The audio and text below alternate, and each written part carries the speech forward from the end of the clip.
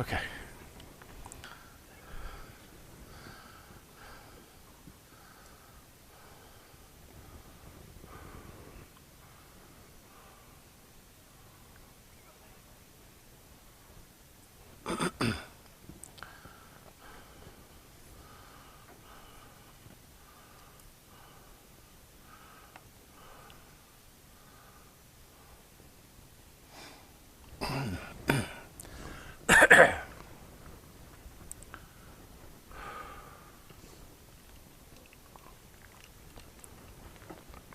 Good.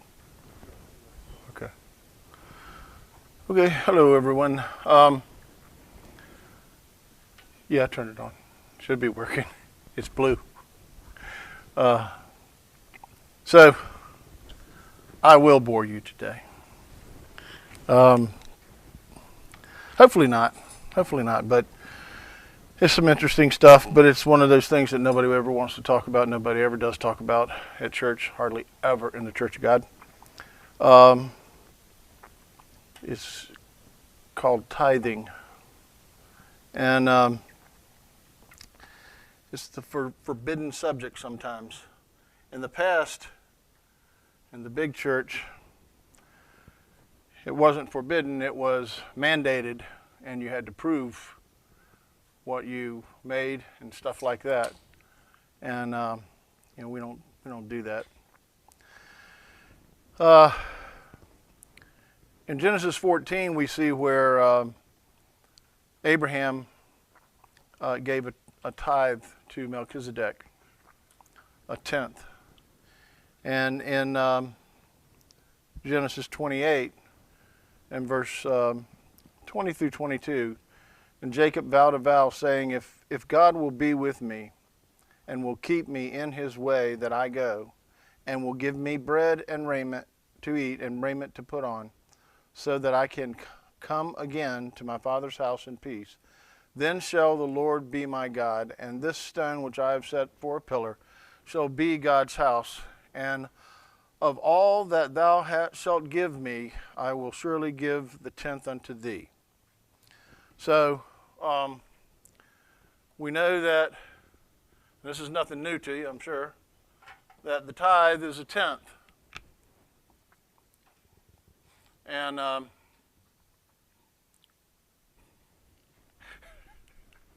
got over here and got brain dead. So,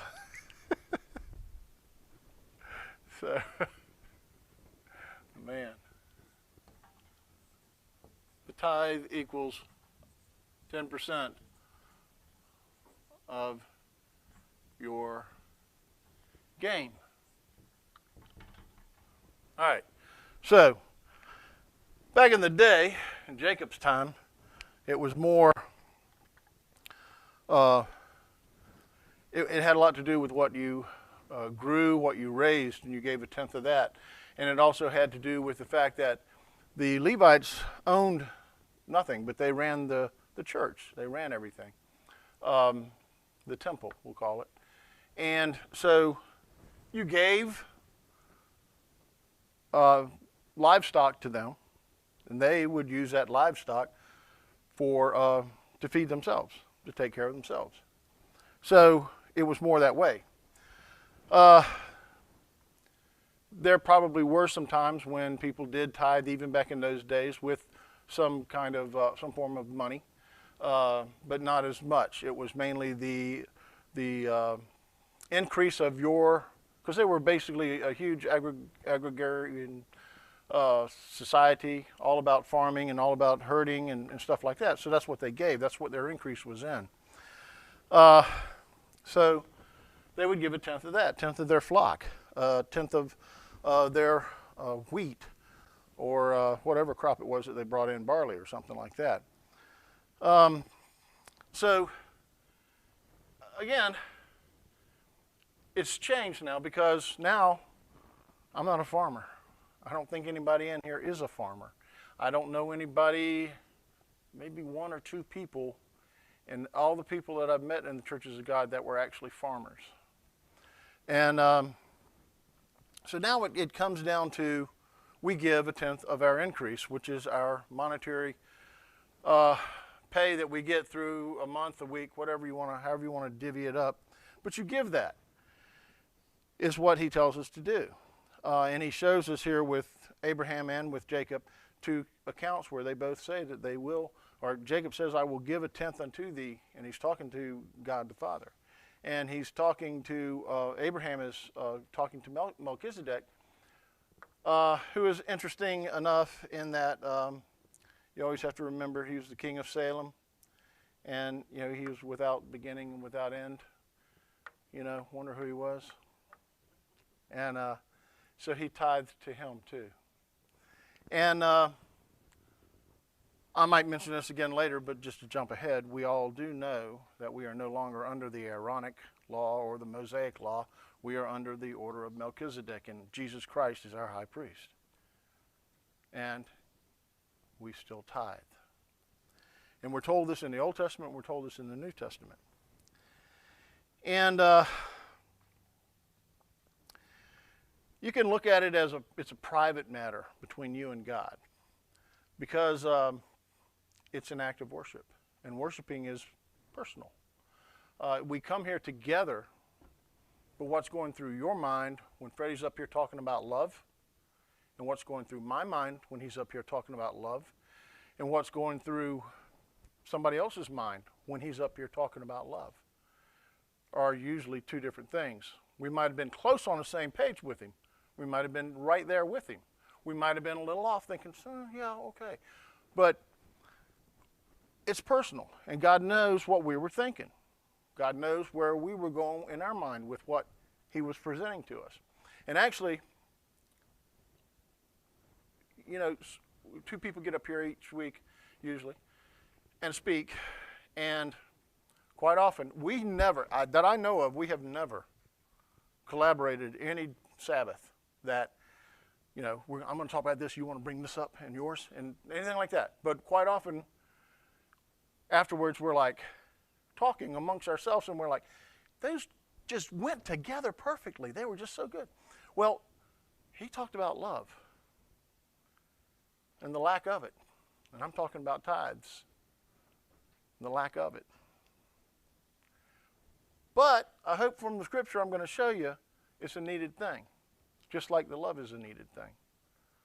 And there's a connection between what he was talking about and what I'm going to talk about. I don't believe it's the church's job to enforce or police tithing, but it is the job to teach it. And I cannot remember, really, the last time something was said about tithing other than an offertory. And the offertories have been, on high days, they've been key on. Any other time, and that's usually when it was mentioned on high days. And I'll show you that as we go through this. And it's going to take a little bit of time, but hopefully I'm going to try and get through it without rushing and get it done. The high days we're right on when we talk about it at the offertory. But when you come to talking about tithing, we're so far off. We're so wrong. We're missing the mark. The dartboard's got the things all around it, but we're not quite there. So through tithing and free will offerings, these are the ways that we tithe. Now, I'll get to it to the point where we talk about some other ways of tithing. But again, it's a private matter. The church does not enforce it or police it. We teach it. It's a responsibility between you and God.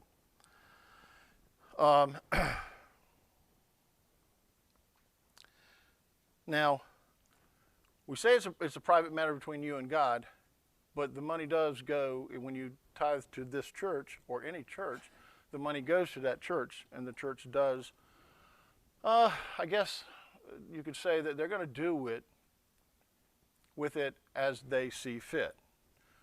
Here we talk about it, and we usually, when we're doing something with our tithing money or with the money in the coffers, we talk about it, and we all agree, usually, that as far as I know. But it's, again, it is private what you give, but it does go to a point where it becomes a little not as private, I'll say. Just say it like that. Again, the church should not enforce or police, but teach. Tithing is commanded from God. You are supposed to tithe. And remember, a tithe is 10%. Not when you feel like it, not just a little is okay, or if you think might need some extra money, or the church might need some extra money, then you decide to give a tithe. It says tithe. Tithe. It does not say that when the church is looking okay, you don't have to give a full tithe. It doesn't say that when an issue, or again, like I just said, an issue or something comes up, then you tithe. It says tithe. Proverbs 3, verses 7 through 10 says, "Be not wise in thine own eyes, fear the Lord, and depart from evil. It shall be health to thy navel and marrow to thy bones. Honor the Lord with thy substance, with the first fruits of all thine increase. So shall thy barns be filled with plenty, and thy presses shall burst out with new wine." I like that one. But he's telling us here that we do give of our increase. And we know that the giving is a tithe, 10%. Leviticus 27:30 says, "And all the tithe of the land, whether of the seed of the land or the fruit of the tree, is the Lord's. It is holy unto the Lord." Okay? So this tithe is holy to God. This tithe is important to God. I'll get to it here in a minute, why we don't think highly of a tithe as much. There's no way around it. We're supposed to tithe. And there's going to be more scripture coming up that's going to tell you tithe.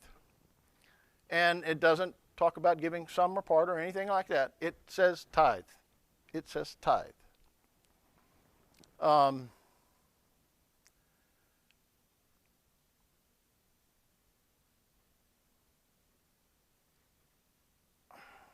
I'll go ahead and say this right now. When I say this and when I tell you this, and I don't know if anybody here is given full tithes or not. I do not know those numbers. But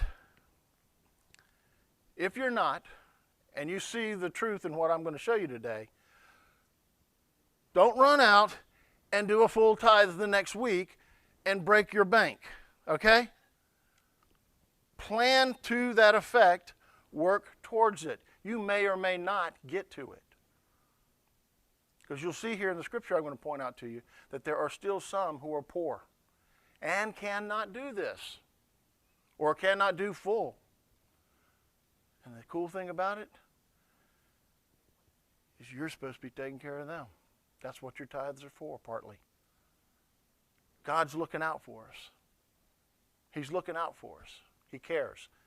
He has unconditional love for us and for others. You have to work towards it. It may mean that you have to forego some things to work to that effort, that point. It may mean that you need to first get your books in order and pay off some debt, and then you can start doing it. But work towards it.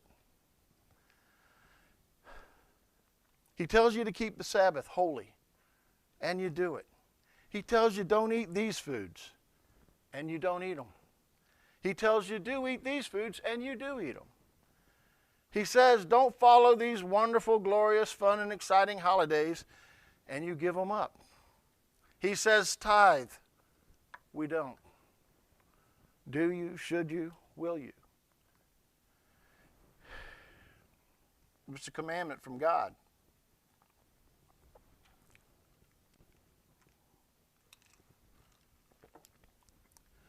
Y'all have to...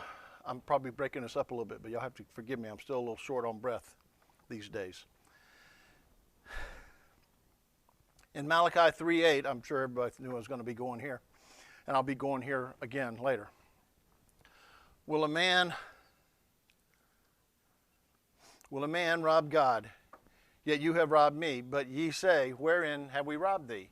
In tithes and offerings. Ye are cursed with a curse. You have robbed me, even this whole nation. Bring ye all the tithes into the storehouse, and there may be meat in my house, that there may be meat in mine house. And prove me now herewith, saith the Lord of hosts, if I will not open unto you the windows of heaven and pour out a blessing, that there shall not be room enough to receive it. And I will rebuke the devourer for your sakes, and he shall not destroy the fruits of your ground. Neither shall your vine cast her fruit before the time in the field, saith the Lord of hosts. And all nations shall call you blessed, for ye shall be a delightsome land, and saith the Lord of hosts. And some may think, using this analogy, that we're robbing God is a little harsh. But it's true. He says give a tenth, and we don't.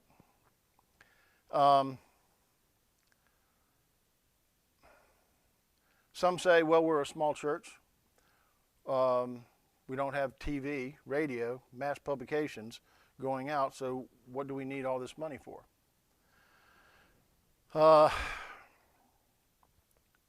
Because God says to give it. God says to do it. Same thing what Freddie was talking about. God says to love unconditionally. And we're not quite there yet either. I agree with him on that.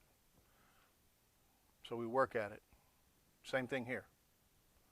There's a lot of things I was sitting there thinking, listening, going, wow, a lot of things do cross over, because I thought we were going to be totally opposites today, doing two different things. And we are opposites, but they connect.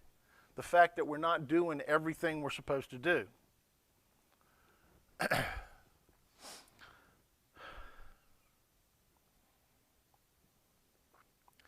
God doesn't need our full tithe.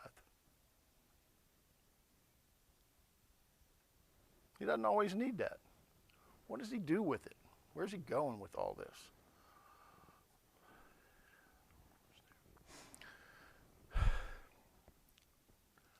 Tithing is not something you're going to earn salvation on or nothing like that, just like the other commandments. Keeping them is just your duty.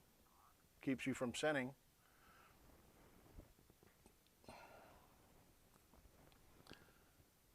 And it's not always the big thing. It's not always that big thing. In Luke 18:11 through 14, the Pharisees stood and prayed thus with him, God, I thank thee that I am not like other men are, extortioners, unjust, adulterers, or even as this publican. I fast twice in the week. I give tithes of all I possess. And the publican, standing afar off, would not lift up his eyes to heaven, but smote upon his breast, saying, God be merciful to me, a sinner. I tell you, this man went down to his house justified rather than the other. For everyone that exalteth himself shall be abased, and he that humbleth himself shall be exalted. So here we got the story of the guy giving the tithes of everything he does.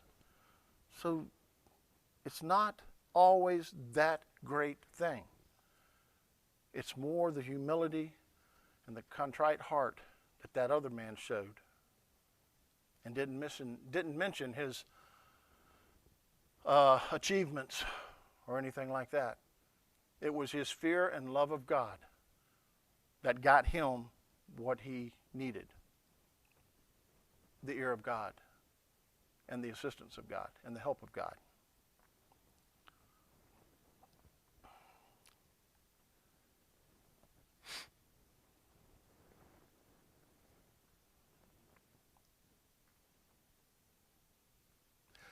It's the same thing as, we keep the Sabbath, we keep the food laws. That's kind of like the beginning of walking into God's truth and realizing, first you were loved by him by not doing anything.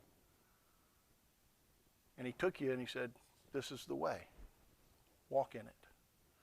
And you said, oh, okay. You started keeping Sabbath food laws, and that was it for the beginning. But then we got to get to this tithing thing. It still needs to work. But then keeping the food laws and keeping the Sabbaths and the holy days, we also realize we need to change us. Exactly what Freddie was talking about. We have to morph into this person that can fully love another person, no matter what they do to you, no matter what they say. And the same thing is here. God wants this tithe. and I'm going to get to it here in a minute, it teaches us a lot.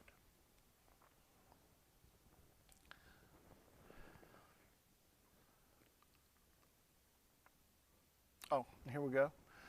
Matthew 23:23. Woe unto you, scribes and Pharisees, hypocrites, for ye pay tithe of mint and anise and cumin, and have omitted the weightier matters of the law, judgment, mercy, and faith.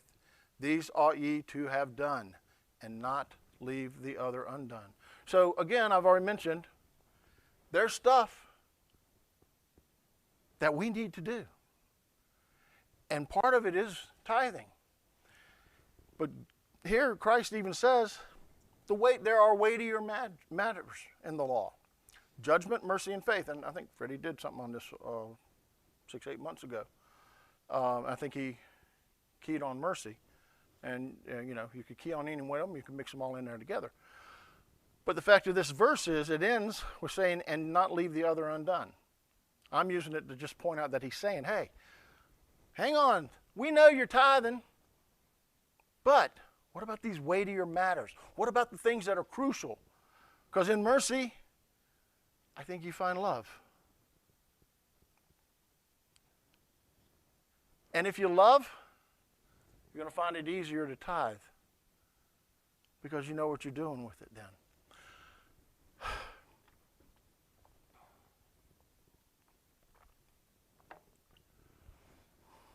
All right. Let me show you why it's hard to tithe. Got to give a tenth.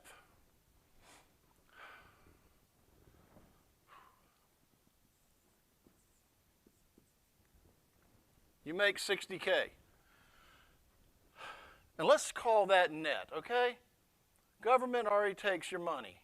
And I don't think God needs you to tithe on money that you've just lost. Okay? So, this is net, we're going to say. You make 60K. Obviously, I'm making the numbers simple for my simple brain. 10%, it's going to be $6,000. Now, you can give this whenever you want.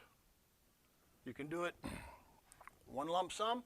You can do it each month. You can do it quarterly. You can do it every 6 months, twice a year.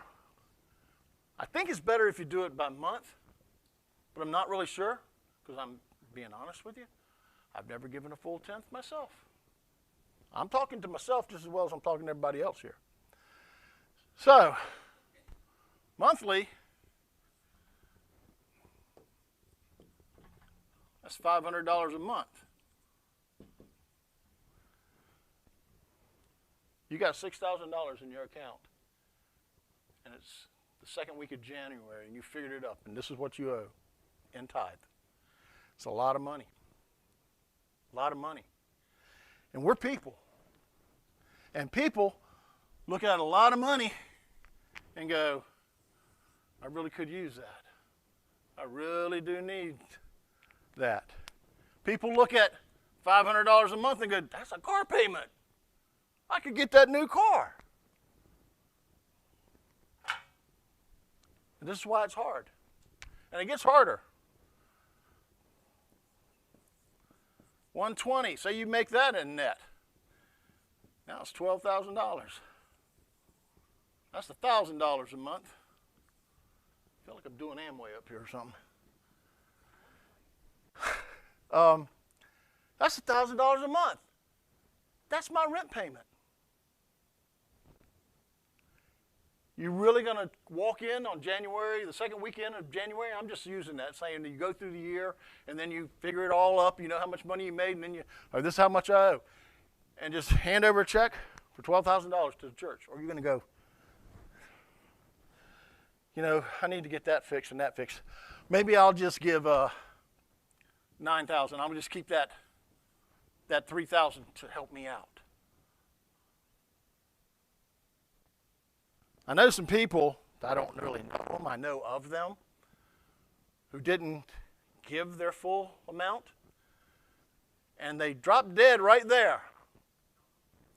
And I'm not saying you're going to get that, but I'm just saying. This kind of goes in key with Malachi. You're robbing me. Okay? But this is why. I get it. I understand totally. This is why it's hard to tithe, because that's a lot of money coming out of your pocket each month. If you did it monthly, still would be a lot. If you did it quarterly, it's $3,000. So you start thinking, and you're like, well, what am I going to do here? Well, again, it goes back to what I said earlier. You got to work it up. You got to work towards it. It's a goal. Okay? It's a goal to get to. Now, then the other side of the coin is, I don't know how much people make in this church, so I don't know what to tell you, but I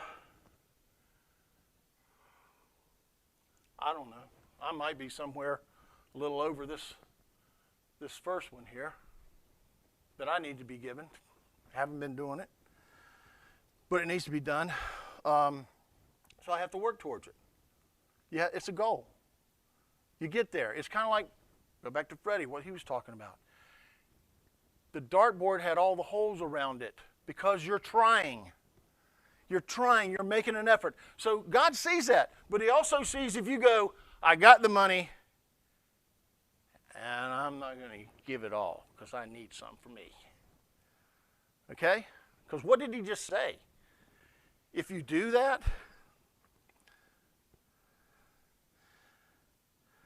I got to slow down. In Malachi 3:10, he said, and I'm going to say this again later, but prove me. He says, put the full tithe in and prove me. Your God is saying, prove me. Yes? That's true. And I have that in here somewhere. Okay. Hang on. But he says, prove me and see if I will not open the windows of heaven and pour out a blessing.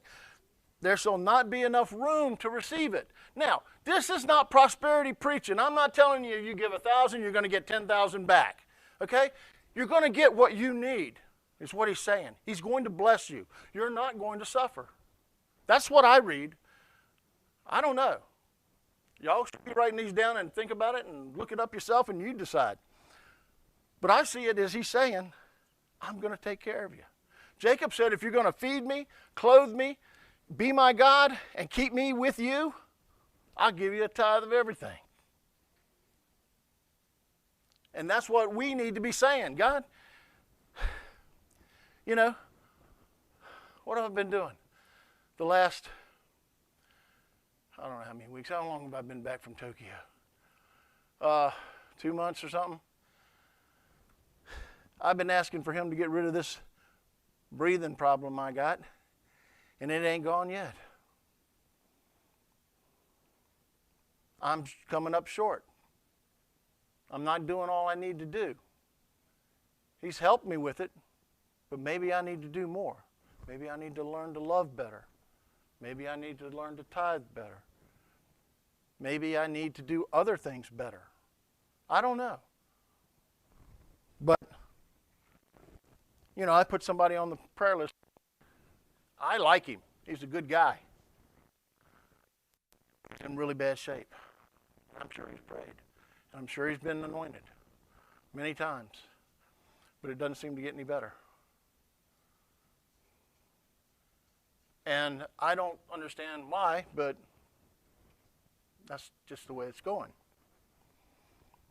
But it shows me that maybe I don't deserve healing. Y'all all prayed for me last week. Put your hands on me, anointed me. Nothing really changed. It's not as painful, but it's still there. And I got hope. But what I'm saying is, and what Freddie showed coincides with this, is we're not doing all we need to do. We're not doing it totally right. We think we're right because we're keeping a Sabbath and food laws. But there's other things, weightier matters, that need to be done. I gotta get back where I was.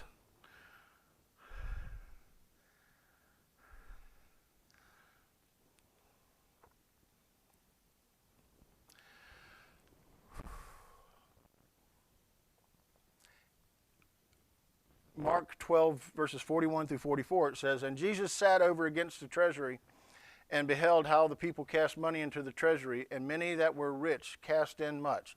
And there came a certain poor widow, and she threw in 2 mites, which make a farthing. And he called unto his disciples and said unto them, Verily I say unto you, that this poor widow has cast more in than all they which have cast into the treasury. For all they did was cast in of their abundance, but she of her want did cast in all that she had, even all her living. She believed the phrase I just read in Malachi that said, do this and see if I will not open the windows of heaven and pour a blessing out on you. Okay? Again, this does not mean I'm telling people to go and give everything you got right now. No. If you believe the Scripture, I'm not going to say if you believe me because I'm using Scripture here. If you believe the Scripture, work towards it. Get to that point. It doesn't matter if you're old, if you're young, work to that point. But if you can't get there, you can't get there. That's fine. But try. Leave the little dart marks on the wall.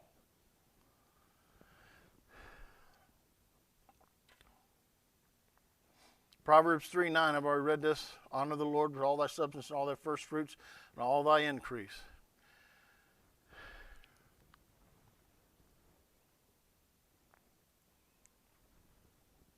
Okay. So, I'm still setting some things up here. And that is, I've talked about tithing. Tithing. Now, in Deuteronomy 16 through 17, there's another offering. 3 times in a year shall all thy males appear before the Lord thy God in the place which he shall choose, in the feast of unleavened bread, in the feast of weeks, and the feast of tabernacles, and they shall not appear before the Lord empty.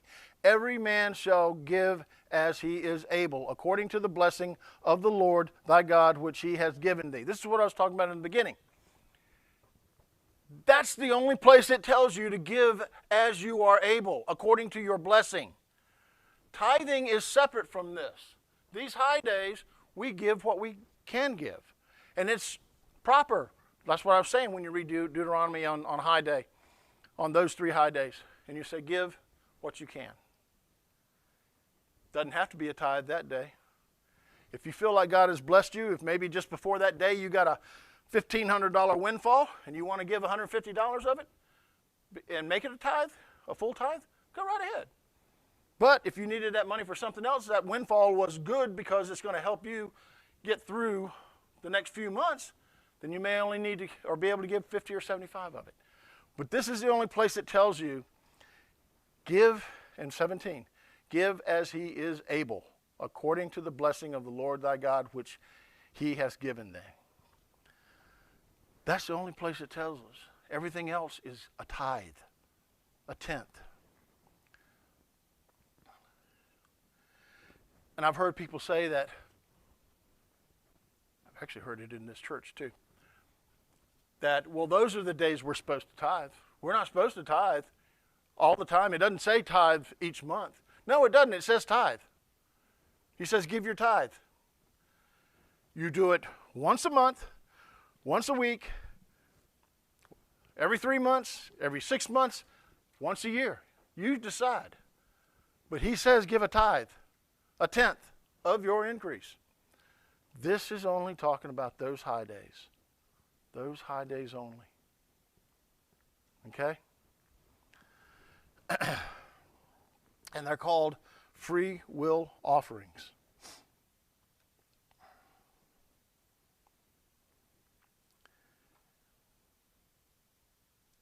In Deuteronomy 16:10, before that he mentions the Feast of Weeks, Pentecost, and he says, and thou shalt keep the Feast of Weeks unto the Lord thy God with a tribute of a free will offering of thy hand, which thou shalt give unto the Lord thy God according as the Lord thy God has blessed thee. And that's just before he got to 16:17 where he talked about all 3 days. As I hold up 4 fingers. 3 days. So, again, he's calling it a free will offering, and he says, give as you are able on the high days. But as for the rest of it, what you receive in your job that you have, and man, I'm included, I'm not barking at anybody else. How many times have we asked God, put ourselves on the prayer list to help us with a job? And then we get that job, and then what do we give from that job to him? We got to think about it. And I'm guilty. Hey, I'm not talking to y'all, and I'm perfect. I'm not. Now, there's another one he adds in here. And this one, I don't know exactly how we could set this up, but I kind of see it being done in a general, all the time type of thing, as needed, as we find want. And in Deuteronomy 14:23, verses 23 through, well, eventually I'll get through 29. And it says here, in verse 23, and thou shalt eat before the Lord thy God in the place which he shall choose to place his name, there the tithe of thy corn, of thy wine, and of thine oil, and the firstlings of thy herds, and of thy flocks, that thou mayest learn to fear the Lord thy God. And it says in 24, and if the way be too long for thee, so that thou art not able to carry it, or if the place be too far from thee, which the Lord thy God shall choose to set his name, when the Lord thy God has blessed thee, then shalt thou turn it into money, and bind it in thy hand, and shalt go unto the place which the Lord thy God has chose, and thou shalt bestow that money for whatsoever thy soul lusteth for, ox, sheep, wine, strong drink, whatsoever thy soul desireth, and thou shalt eat there before the Lord thy God, and shalt rejoice, thou and thine household. And the Levite that was within the gates, thou shalt not forsake him, for he has no part or no inheritance with thee. And that's what I was talking about earlier. They had to take care of the Levites. Now, here we don't have Levites to take care of, but we have people to take care of. And so he's telling you here, he's told us to keep a tithe and give to the church, give to him. He's told us to, on 3 high days each year, to give as we are able. And now he's telling us that we are supposed to set aside 1/10 of all what comes in, of corn, wine, oil, and stuff like that. But with us, it's money, it's cash. So he tells us to set aside a tithe of that for you to be able to make it to the feast.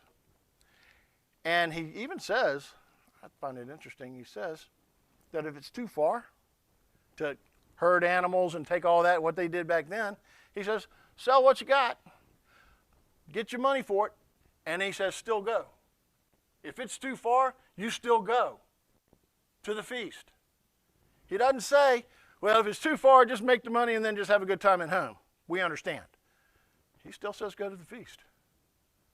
Interesting. Now,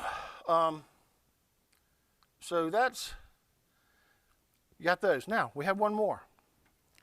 In 14, 28, and 29, it says, at the end of 3 years thou shalt bring forth all the tithe of thine increase the same year, and shalt lay it up within thy gates. And the Levite, because he has no part nor inheritance with thee, and the stranger, and the fatherless, and the widow, which are within thy gates, shall come and eat, and shall be satisfied, that the Lord thy God may bless thee in the work of thine hands, which thou doest.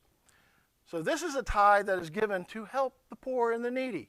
Okay, we don't have Levites anymore. It's for the poor and the needy, those that can't make it. But now we've set aside money for them. They can make it. It's a blessing.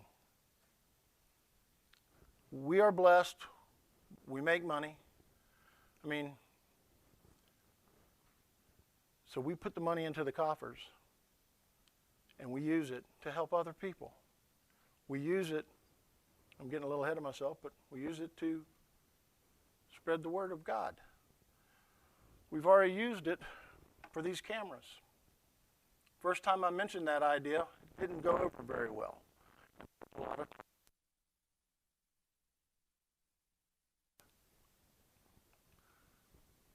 that kind of hurt my feelings. Because I was a little appalled by that, because what are you going to do with the money? Just let it sit there? Because that's what it was. It was burying the money in the ground and letting it sit there. And God was coming to tell us how bad we were.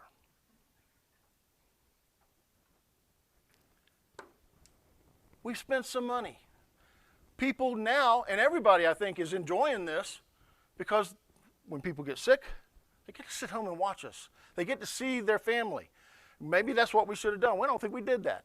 We should have stopped and let everybody come in front of a camera and said hey to you when you were homesick. We should have done that. Hey, Melba. Hey, Fred. Y'all out there? Barry? Jeff, you watching? Hey, how's it going, guys? It works, and it works good. And we do have some other people interested, and they watch, and they do come on regularly, and they send some emails every now and then. It's a good thing. It could be better. We'll talk about that after we're done today at the table. I got some other stuff to bring up there. But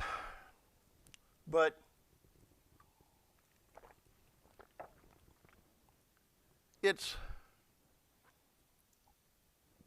the stuff, the money goes for something good, and I'm getting ahead of myself. Let me get over this real quick, and then I'll get back into that. All right, so here's the question everybody wants to ask about tithing. Not tithing, is that a sin? Yes. Short answer, yes. Malachi 3:8-9, will a man rob God? Ye have robbed me. But ye say, wherein have ye robbed thee? Wherein have we robbed thee? In tithes and offerings. Ye are cursed with a curse, for ye have robbed me, even this whole nation. Now, I think cursed with a curse means you've sinned against God.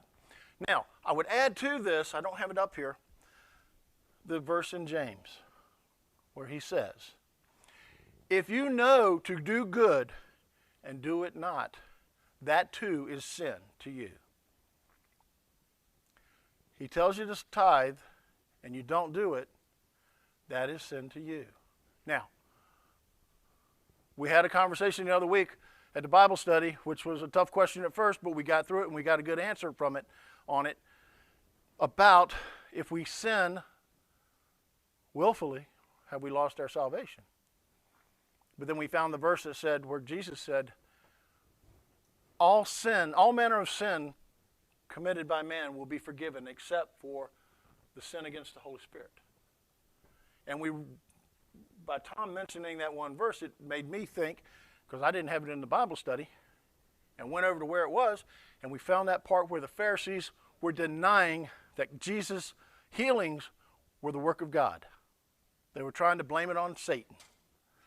And it showed you that that's what the problem is. You deny God's power, His will, His love, His mercy for people. That's the ultimate sin. That's that sin that won't be pardoned. You know? So, I believe that to not sin, and let me clarify it again, because I know this sounds rough. To not at least try and sin.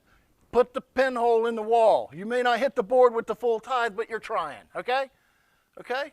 So I'm not trying to say that you must be tithing, okay? Again, I'm not policing. I'm not enforcing. I'm teaching. And remember, there are weightier matters. Justice, mercy. Actually, it's not justice, it's judgment, mercy and faith. Weightier matters. And remember, he said, woe unto you, the matters of the law, the weightier matters of the law, judgment, mercy, faith, and not leave the other undone. So, now we get into this a little bit more. Why does God need this money? You can't send it to heaven. So, and that's a good question, you know, because, again, here, the little red markers here, should have put them on this one too. This is where people come in getting involved. Man, that's a lot of money. I could do something with that. Yeah. Church has got money already. They don't need all of this. Yeah. We can still take some money out of the church. I'll vote for that. But I'm going to keep some of this. That's what people are like. That's what we're all like. We go, man, because it's money in your hand. And unfortunately, that's what the world revolves around, money. What does he say? Root is the root of all evil? Or something like that? Worded that way? That's our problem. We're humans. And we start seeing a bump of money in our hand, we're like, you know. But he wants us to give it. All right, so he commands you to give that, and you do it. We believers are stewards in the household of faith. These are paraphrased out of scriptures, but I don't have the scriptures with them right now. Each of us has a responsibility towards our fellow human being. We all have a position to fill, a commission to carry out, and a job to do in the household. These are done by tithing. Not always, but a lot of the time. We will never spiritually mature until we shoulder these responsibilities and meet our obligations. So, he says, bring the tithe into the storehouse, Malachi. That there may be, in King James it says, meat in my household. What is meat? Food. I forget where I got this verse from, but it says food in this one. It's probably Webb or something like that. Spiritual and physical food. And that's what the money comes in to do. Now, I don't need money to preach, to teach this, nothing like that, but it's still there. It keeps the building where it is. I've talked before about how the building is just a building. We could go anywhere else. But, I'm sorry, I got to change my thought on that maybe a little bit. This is a nice building. This is where God put y'all. I wasn't here at that time. It's up to us to keep it up, keep it right, keep it clean, and keep it available for any and all that want to come in. And that's what our tithes go to. That, along with the other things. I mentioned the Great Commission and stuff of that.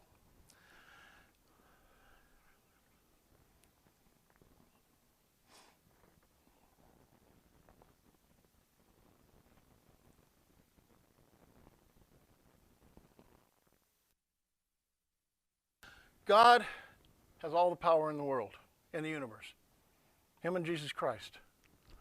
I believe there's passages that say that he's passed that power on to Jesus. He he reigns over everything now. And God could bypass the method of tithing. He could have said, "Nah, I'm not going to do tithing. I'm just going to take care of people." And he could have taken care of them spiritually, physically, his way, however that be. He's got the power. I don't. But he chose not to do that. He had believers would never really appreciate the valuable lessons of stewardship, responsibility, and a job well done if you didn't tithe. If you didn't have to, I don't know, maybe this isn't a good word to use, but I'm going to use it.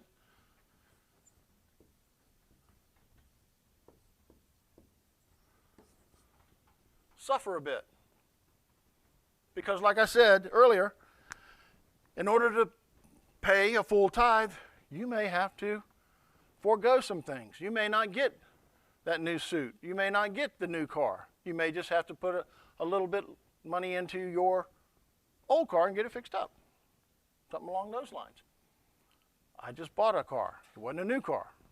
It was a used car because I can't afford new cars. But that's what you do.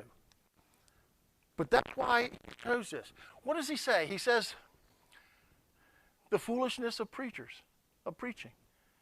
He chose that to spread his word. He can move mountains. He can raise the sea level, lower it. He can create new beasts. He can kill who deserves to be killed and let live who deserves to live. But he doesn't do it that way. He says, some of these people are going to get to know my son, and they're going to follow him wholeheartedly. And they're going to do like he says. Those are the people I want right now. The rest I'll pick out from later. There's another day for them. But right now I got to get this cream of the crop going, and maybe that's a bad term, but I'm sorry. He calls that crop great. So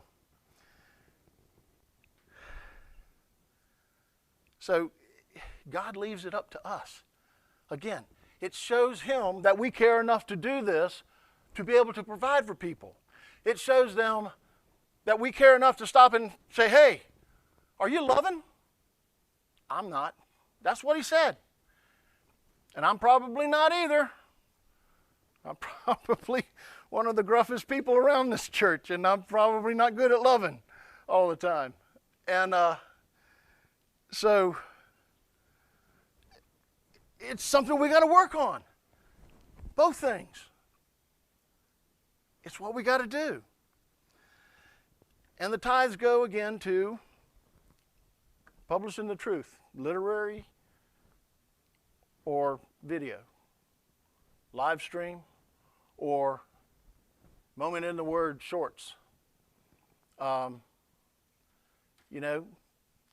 It goes to help the widows, the orphans, the needy with physical items, clothing, etc., just as well as the food of God, the truth. You can only try. You leave them something, somebody needs something, you take the bag over, you drop it off for them, the box, whatever, you talk a few minutes.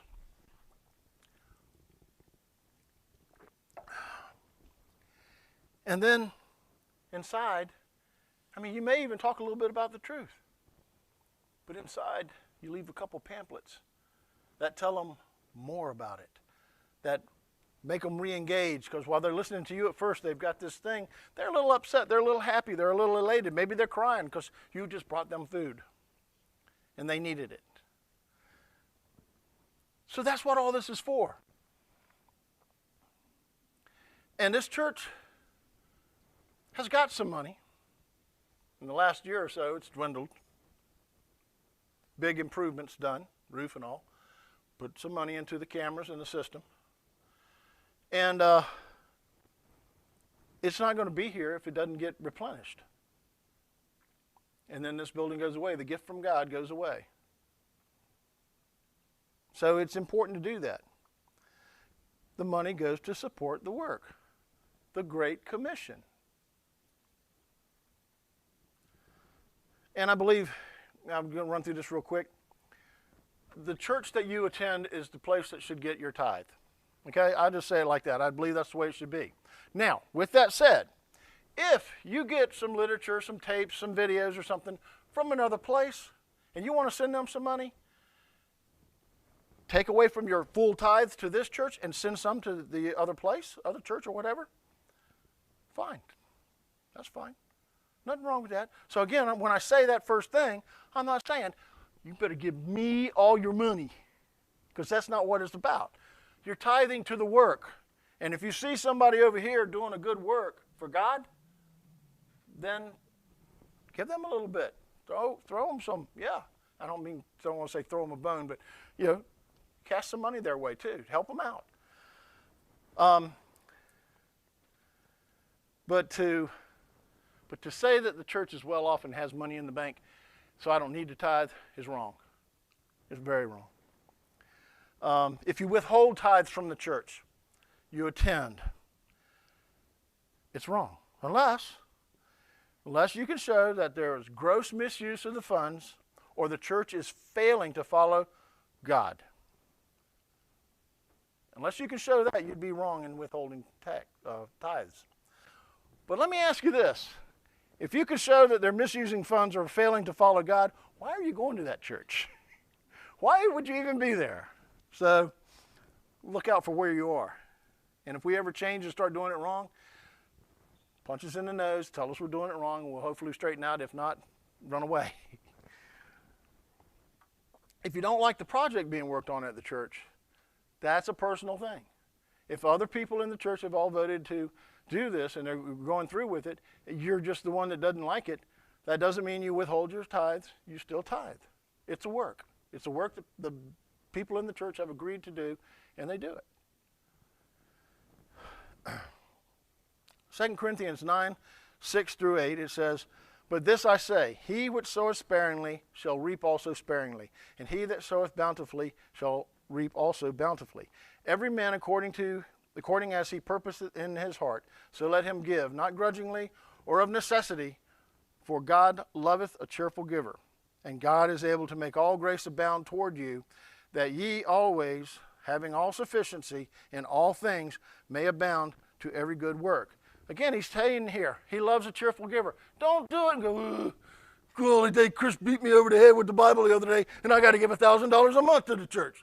Oh, no. Don't do it begrudgingly. Don't be mad about it. He loves a cheerful giver. Stop, Jeff.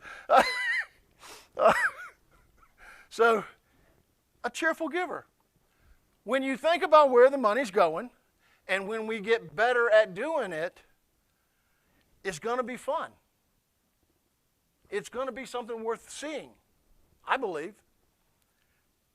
And it's going to help us get that love going, because we're going to run into people that aren't going to be as friendly to us, trying to get the word out.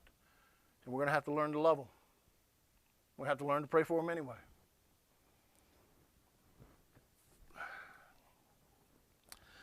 Luke 6:38 says, "Give, and it shall be given unto you. Good measure, pressed down and shaken together, and running over, shall men give into your bosom. For the same measure that ye met withal, it shall be measured to you again." We are the stewards of God, the mysteries of God. And you can actually find 2 verses in there that tell you, you're the steward of God, and one says you are stewards of the mysteries of God. Should have put them in here. I don't know why I didn't. I just marked them. But again, this verse in Luke doesn't mean prosperity preaching. Doesn't mean if you give 500, you're going to get 5,000 back or something like that. No. It just means that he's going to take care of you. He sees your good work, and he rewards you and takes care of you. That's the whole thing.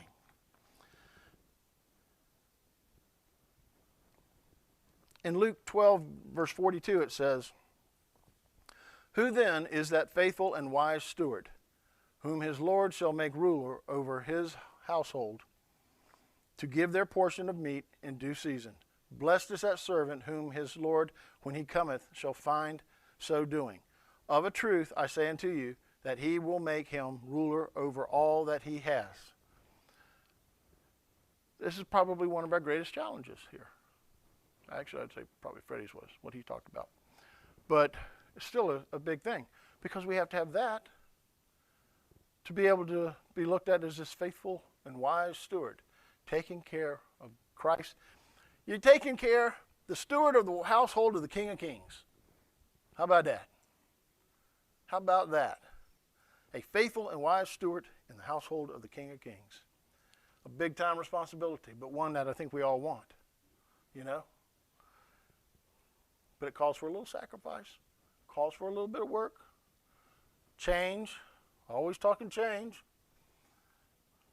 The rewards are great, greater by far than anything we can imagine, way, way more. The thing is, are you willing to do your part? Are you willing to step up and get to that point? Okay? Now, that pretty much, I'm finished, except for I just want to elaborate. Again, I wholeheartedly believe we're supposed to be giving the 10th. I wholeheartedly believe we should all be doing it. I know that we are not all in the position to do it. But we work towards it. We strive. We try. We throw the darts at the board. And I'm glad you said that today.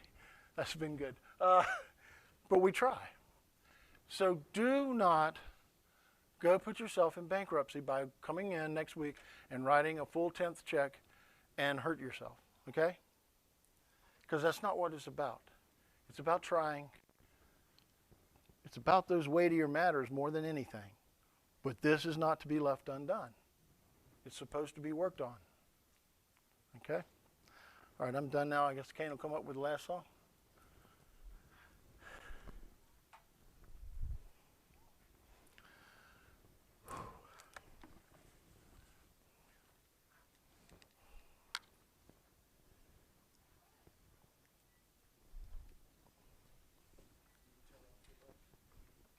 will, yeah.